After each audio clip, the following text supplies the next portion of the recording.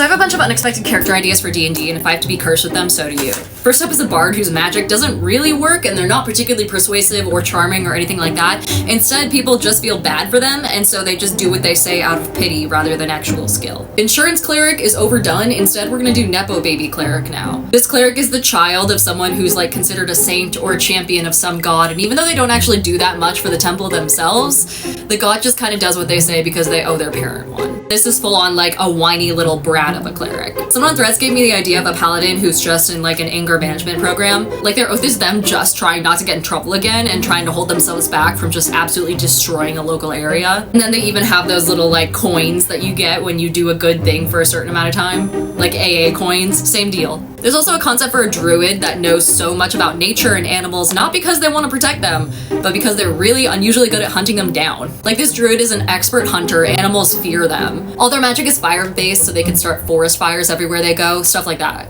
A monk who just keeps stumbling their way through fights. Like they have no idea what they're doing, they just keep getting really stupidly lucky when it comes to where their blows are landing. Like they just close their eyes and throw out a finger, and then the enemy runs into it at a specific pressure point that knocks them out. That sort of stuff. If you have more ridiculous ideas, please let me know.